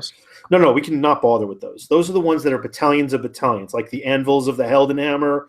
The story ones. Even though I kind of beelined for one because I decided We can do the chambers, and we can Well, do, you know. well, because one is in my list, Right, we'll talk exactly. about the one that's in my list. Right. So let's go Yeah. pick the standard ones, and we'll go through those because there's some good Yeah, ones, so a lot of these people will know as being from the old Stormcast book. which is fine. We could zoom through those quickly. Yeah. Yeah, and anything that's a chamber generally is a grouping of battalions, and those cost upwards of 25 to sometimes 4,400 points without any gizmos attached. Right. So we So can if you want to bypass play a those. mega battle, and Yeah. it's like they have really cool rules for mega battles. That's what these are And for. mind you, all the new battle tomes have these. So clearly, GW is trying to encourage the option for these massive battles because there are some of us who are crazy enough to build collections that big, but want lots of options. But there's also players combining for bigger games. It happens. Mega battles are a thing. I love that they're doing it. They're not going to be common. You're not going to do them every day. You're not going to do them every weekend. But it's going to happen. And the fact that they have them means you can dip into that well if you've got the collection. But let's go and find a couple. Let's just do the ones that are just other than your Warrior Chamber. Let's go look at them. Well, I mean, this one's going to come up in my list. So the first one we're going to talk about is the Hammer Strike Force, which is on page 120. All right, this also changed from the old book to the new book. All right. A few of them have become less restrictive, like the Lords of the Storm Battalion, which was the battalion. We'll get to that after this one. Okay, so this one, Hammer Strike Force.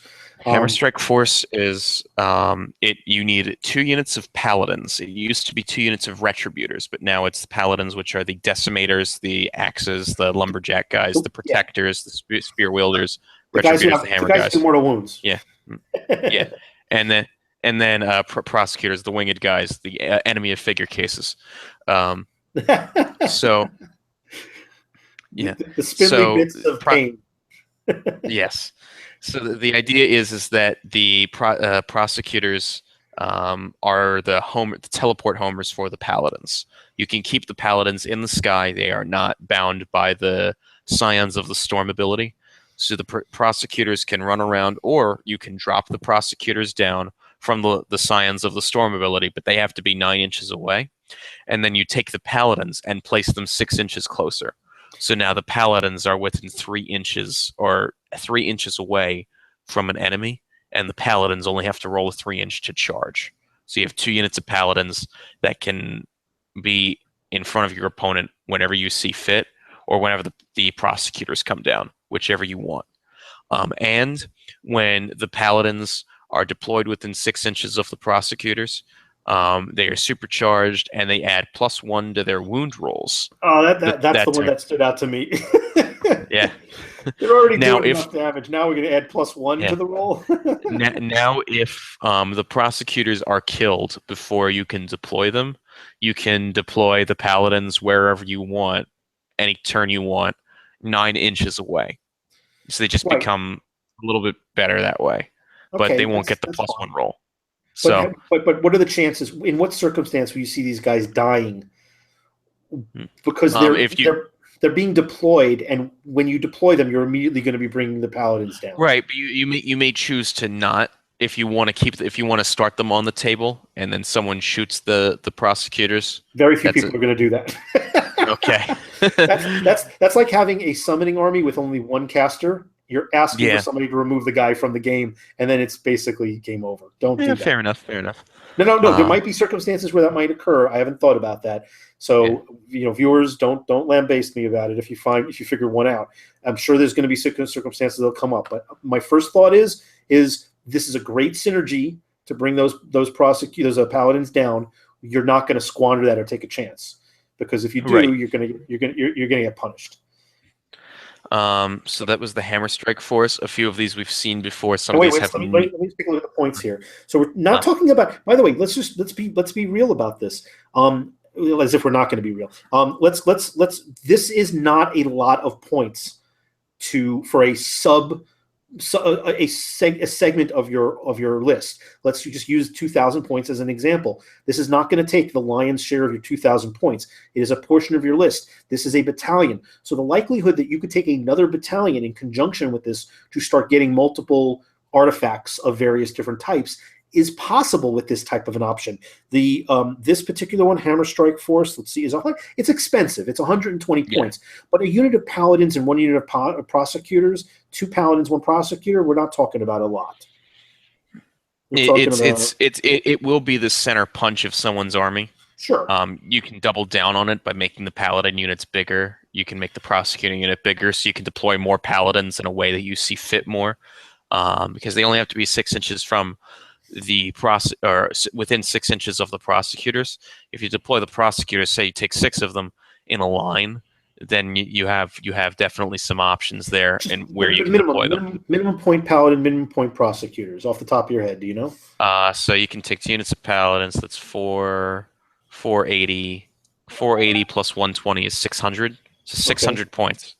Plus the 140. Oh, is that already with the 140? And that's already with the 120. Okay, so that is that does have 4 Star Soul Maces though. So that's 4 D3 mortal wounds. So this is kind of like that mini Alpha Strike that you don't have to supercharge this and double the size of these units.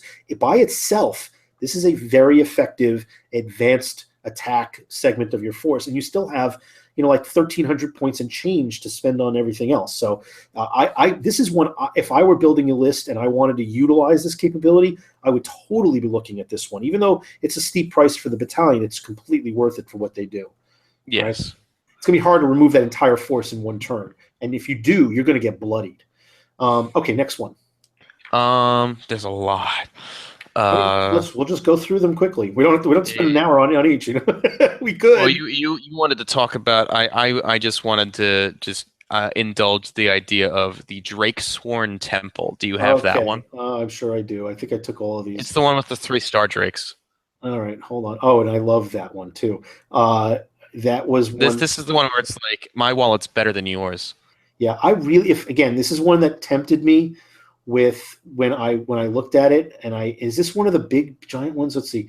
No, it just has 3-star dragons, but 3-star dragons is an army because they're $140 models. Okay, take 3 of them. Vanguard, Angelus, Storm Vortex, Storm Heralds, Lords of the Storm, Harbingers, Exemplar Chamber, Devastation Bro.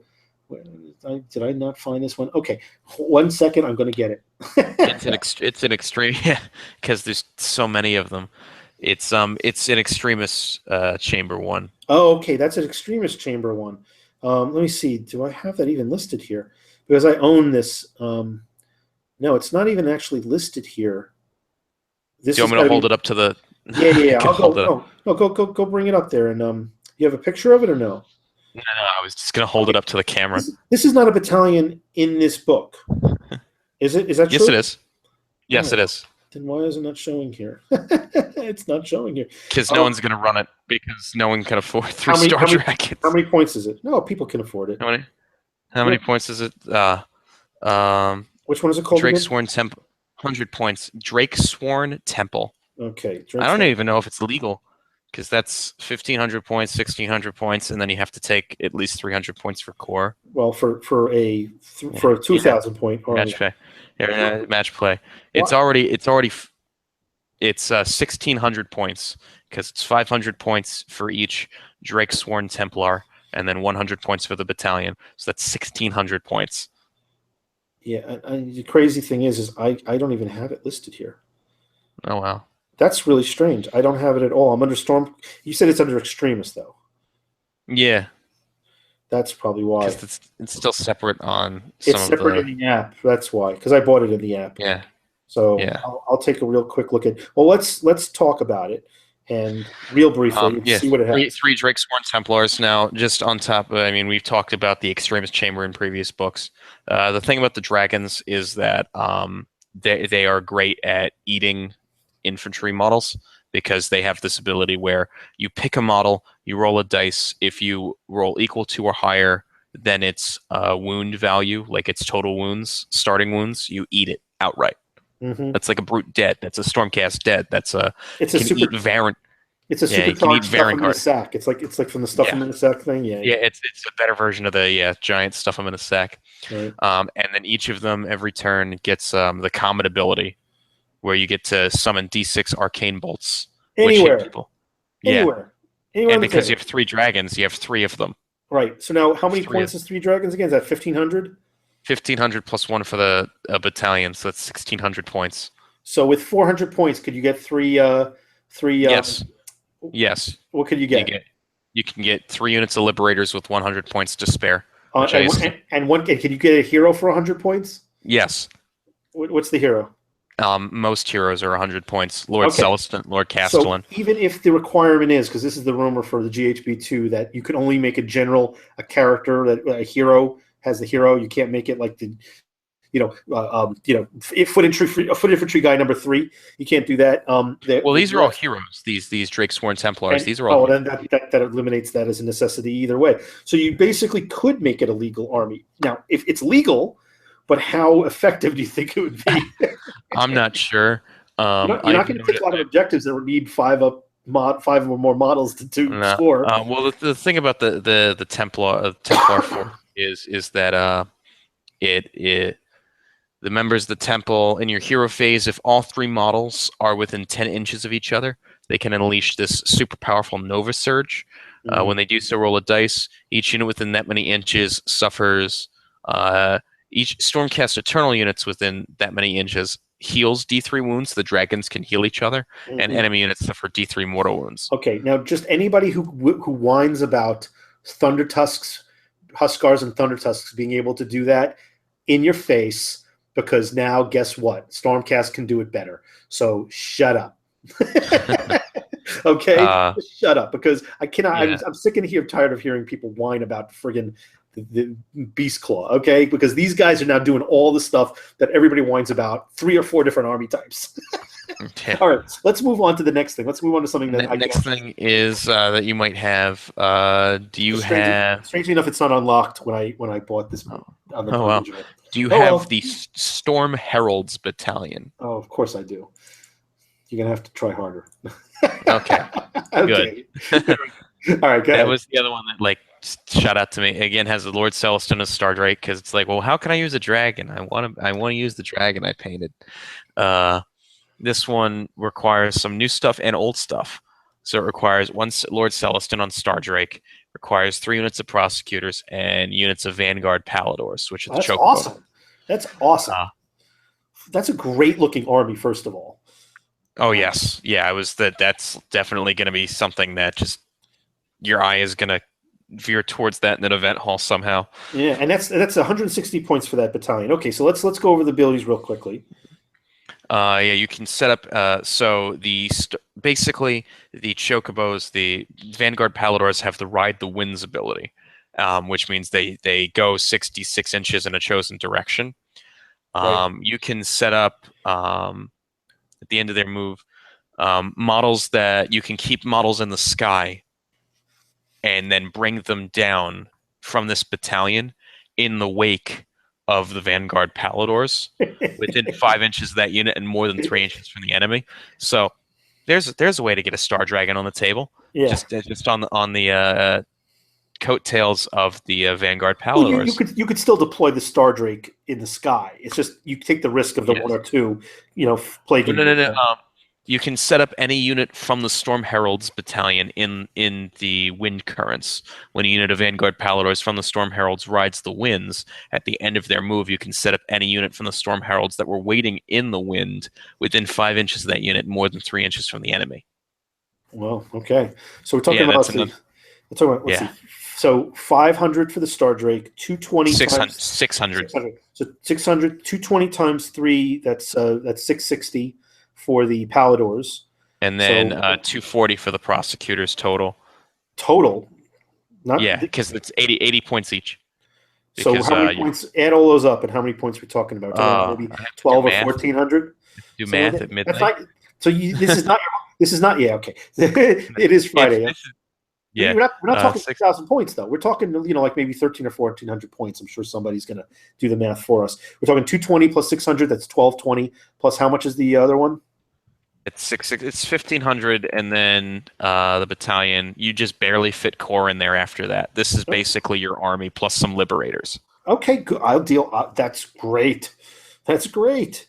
All right, so this is. I love this one. All right, this is not the one that I love the most, but it's definitely the one that I definitely would consider this as Me something. too. If you were starting Stormcast, I would look at some of these battalions and build around one or two even as a combination of what you want to play, because there's such cool models now. Look at the special rules, look at the battalion, and build around what you want to play, because these are really awesome. All right, next one. That was it. That was like of the highlights that were not the narrative battalions that have like the tactics of the named storm hosts. But I think we could tackle those. Let's Yeah, go the to your army list. Let's go to your army list then. All right, So so I wrote two lists. okay, you got One that was like one more of starting the Vindicator you're list. pulling them up. Yep. Yeah, sure. Okay, so you got Now the Celestial this one is Vindicators just and the Chocobo Knights. Which one? yeah the Chocobo Knights. I didn't have a name. Let's do the Vindicators one first. All right. Now I found this to be a little more straightforward. These are 2K lists. Okay, so and then by the way, again, you could build a lot of different lists with this book. Go delve into it. There are and I'm already enough thinking about combos. changing the Celestial Vindicators. So why did I pick the Celestial Vindicators? Because I picked that color scheme before this book came out, and then they came out, and it's like, oh, they actually got some good rules. So the Celestial Vindicators are the turquoise guys. Okay.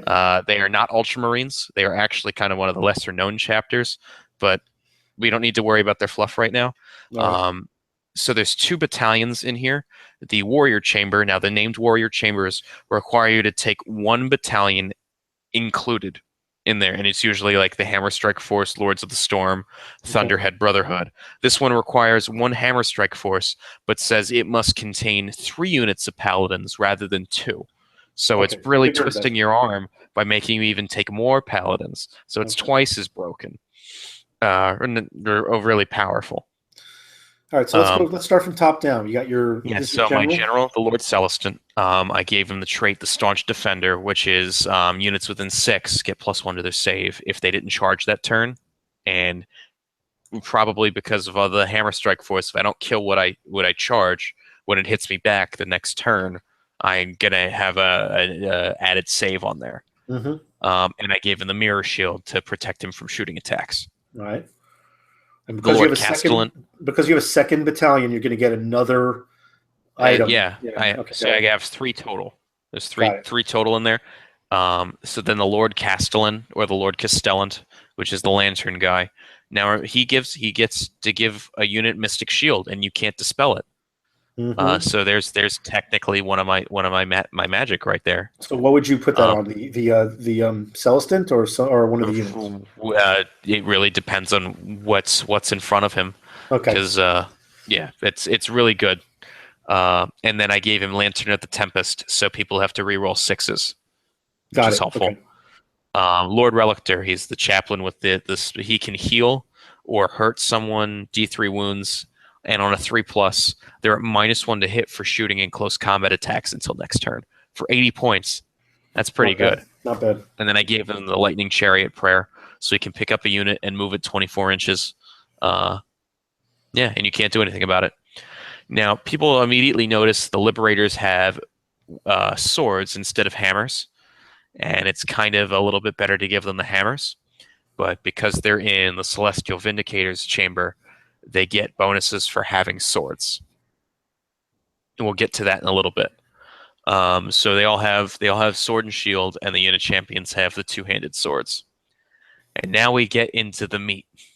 The meat and potatoes. I just put everything into. It's like, if you're gonna go full hog on the Hammer Strike Force with the Warrior Chamber, you go full hog. That's 25 Paladins. Jeez. And that's 10 Star Soulmates. I was just gonna say, my God. Oh man. Yeah. I mean, I might be pulling it back because this might be too many. Because, no. There's enough scary stuff in the game. Why would you say such a thing? Bite your tongue. Because I wouldn't want to face that, but hey. Well, the thing about the Hammer Strike Force is that you put it on the table, all of the paladins come down. That is 1 point on the battlefield you control. That is it.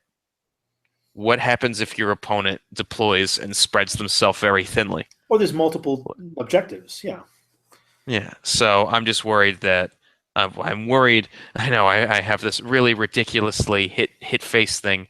I'm worried that once you deploy it and once you kill one thing, that might be it, and then I'm stuck with 25 models with movement Well, 4. this is a clear alpha strike that you would deploy against when somebody's got invested a shit ton of points into one or several models. Like, say for instance, I deployed 2 Mortarks, or if I had like a very key centerpiece character monster model. Like That Nagash, I want to see if you can I want take to see Nagash if out with this totally. I think so. I hope I've seen so. Nagash. I've had Nagash die to a unit of storm vermin. Now, mind you, it was one big unit of storm vermin, but they ripped through him in one turn, and that it can happen. He's not that invincible. Come on, and people are overblowing him also. Probably the hardest thing to kill is Archaon. Because Archaon is very 20 difficult to kill. It yeah, depends. A 20, lot of 20 things wounds in Eye 20 wounds in Eye of Sheeran mainly because if you roll a dice and it's a 5 or a 6, then I have to re-roll the 6s that would do mortal wounds. Okay. Let me tell you what you're going to do with these guys. You're going up against Beastclaw Avalanche, and there's a Stonehorn and maybe a few Thunder Tusks. You're going to drop. You need to drop the Stonehorn in one turn. And now, mind you, if you've seen the Bad Dice podcast, Ben Curry way overblowed how many attacks you need to do this. I haven't had any attacks. Excuse me, how many wounds you need to do this? Because 12 wounds where you take half is not 24. That's regular math, not Warhammer math. Warhammer math is because you have to round up. So sometimes you take 3. You do 3 wounds and you take 2. It's not the same. Okay, it's usually more like 18 or 20. But either way, without splitting hairs, you need to dish a ton of damage fast to one big unit. Big beefy models like that, that's what this is going to go after. And when you have an army that has 2 or 3 of these things, if you can remove 1 or maybe even 2 off the table turn 1, yeah, that's a massive portion of your opponent's army. So yes, that's what this is about. This is not about trying to get objectives. This is about removing your opponent's big stuff from the battlefield, and then you have carte blanche to what you want to do for the rest of the game. Mm-hmm. They're going to have to. Their entire game plan just went out the window, and you're now one up on them. Yeah, and just as a cliff notes for the Celestial Vindicators, like all of them, they have individual special rules which make them different from other Stormcasts. Like you get rerolls for this, or you get this command ability, or something like that. And the Celestial Vindicators are all about vengeance. So as they take damage, it's almost like Black Templars. They as they take damage, they actually get some bonuses each turn they've taken damage. So that's their whole thing about. It really complements the Hammer Strike Force. Yeah, I like this. I like this. I'm gonna. You might see it in March. Face. This is a. I'm gonna smash you in the face, and we'll see what happens after. And now you're not gonna make a lot of friends, though. All right, let's go to the next one. Yeah, so something for a little more balanced. I was just like, what do I do as a second list? I was thinking about Storm Heralds. This is a little different. I wanted to see what the new stuff could do. So this is the Lord Aquilor. Okay, Aquilor. How do you? Is that the right way to pronounce it? Aquilor. Well, it's pronounced Aquila because it's French. So Aquilor. We won't know for sure until he's in an audiobook. So. All right. Okay. I gave him staunch. Yeah, I gave him Staunch Defender again because it's really a good idea to hedge your bets and pretend like you're not going to get the charge off, and then all of a sudden the guys within 6, like if he's with it close to the Vanguard Paladors, the other Chocobos, they all have a 3+ save now, so it's not bad. And then I gave him a Obsidian Blade, gave him +1 rend on something. I know I could give him a different item. That was just you can give him whatever. You can give him whatever item and his charge or whatever item, trait you want. Another Lord Castellan because that lantern is always value. And then a Lord Veritant. Just like in the previous list, I forgot to say, it's like you always want at least 1 unbind. Because just for certain things, you don't want to... I don't feel comfortable in a list saying, okay, you have magic. I have no way of stopping it.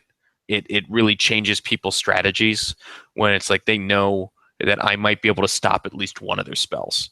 So the Hmm. Lord Veritant is the other model. He's the Witch Hunter. I gave him Lightning Chariot, Lantern of the Tempest again, but is always something that can unbind in place of a wizard.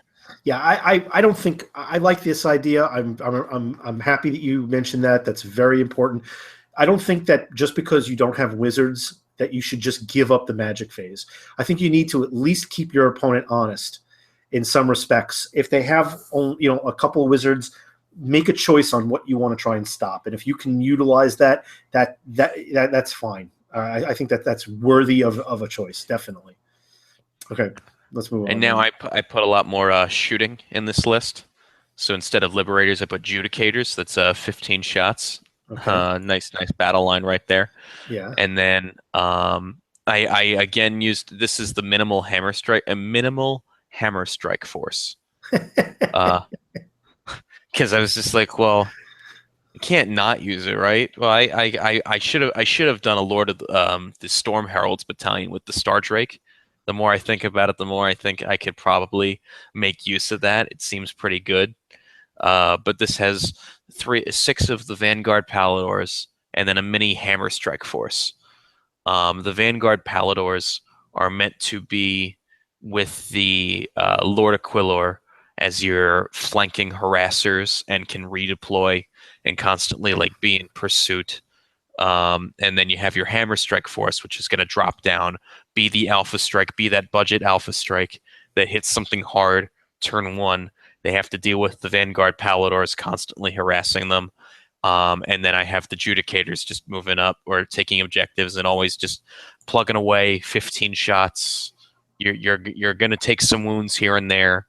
They're going to be the last thing on your mind, and they're always going to be doing damage to you, no matter how small.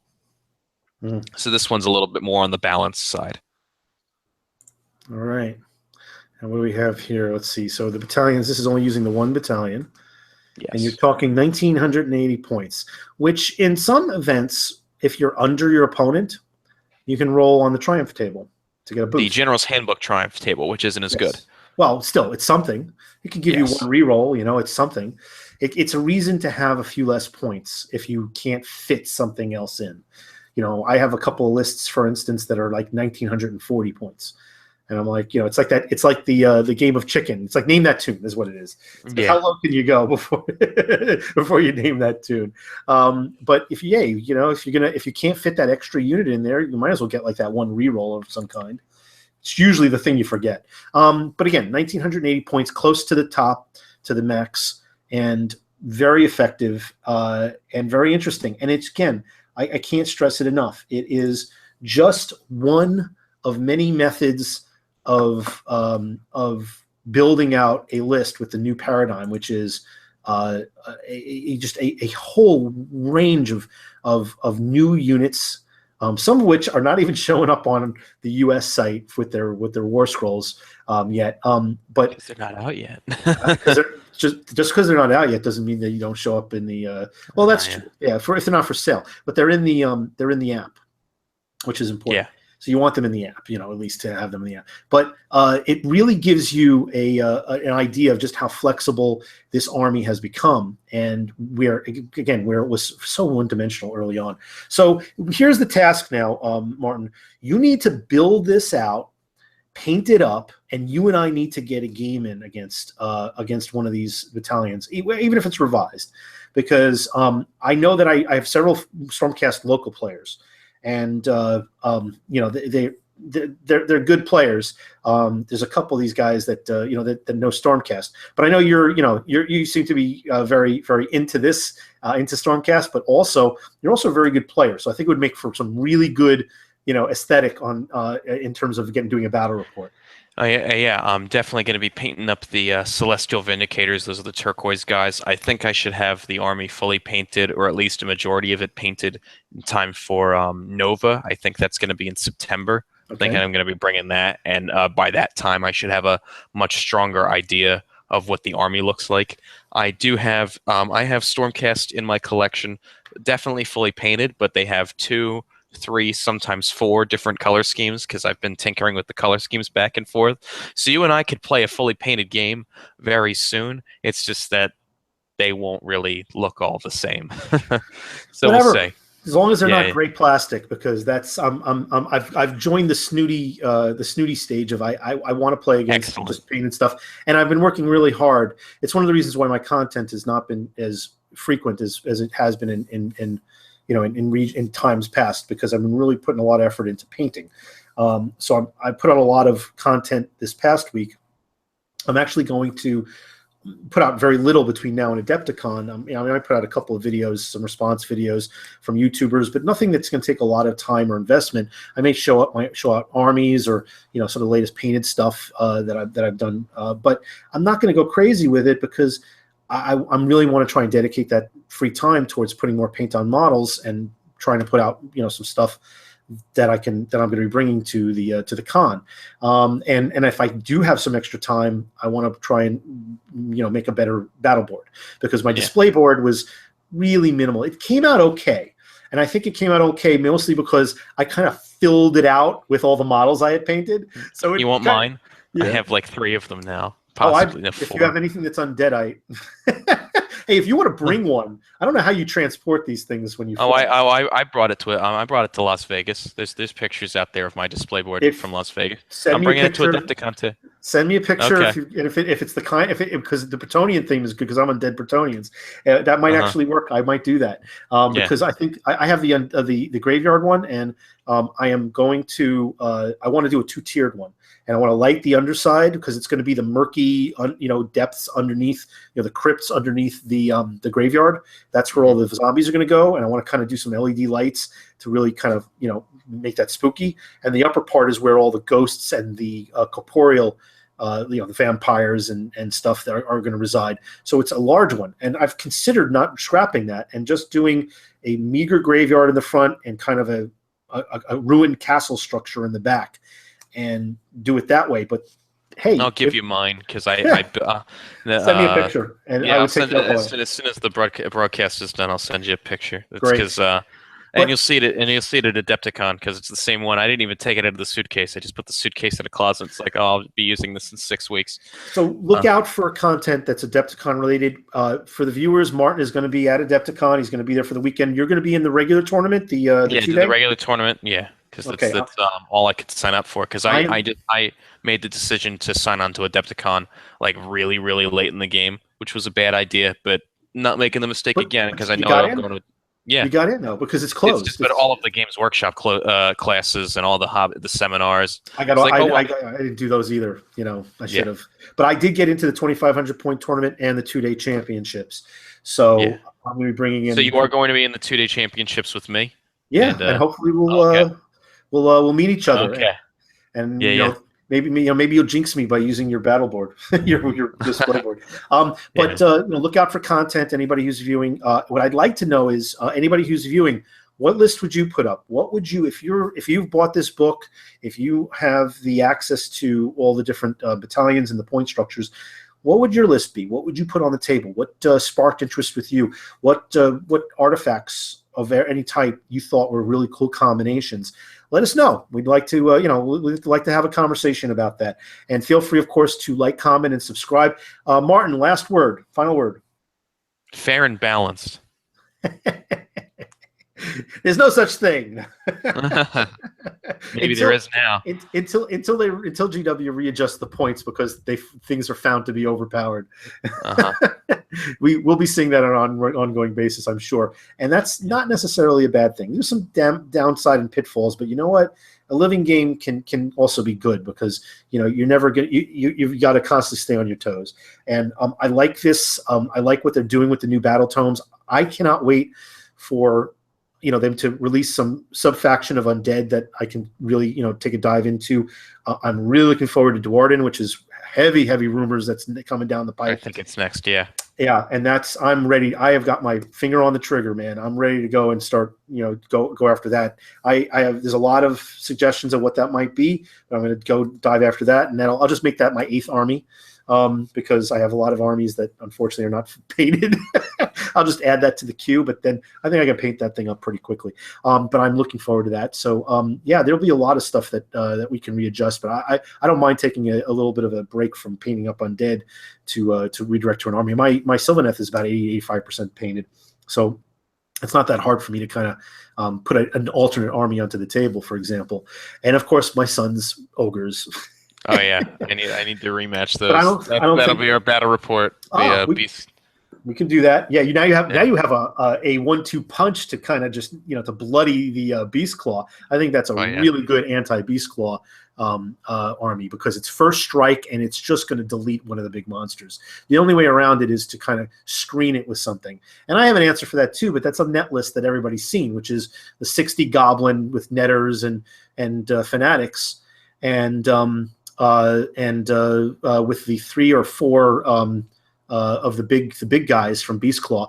Great army, but has some serious liabilities. The only good thing is once you land, if you're going to charge, even from that 3-inch range, out come the fanatics. That can help. That can help. Oh, yeah. But so that's an answer, but it's a net list answer, and I try to stay away from the net lists. I like to make my own lists. Mm-hmm.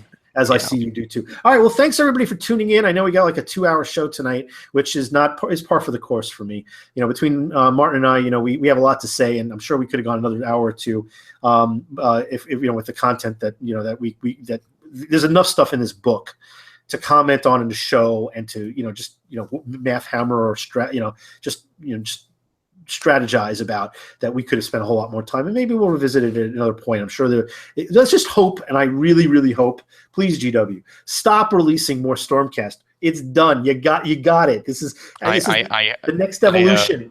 Give somebody else a chance. when I was at Las Vegas, and again I can't comment because I did not get the person's name, but certain individuals who were working behind certain cash registers were like, we are sick of Stormcast releases as well.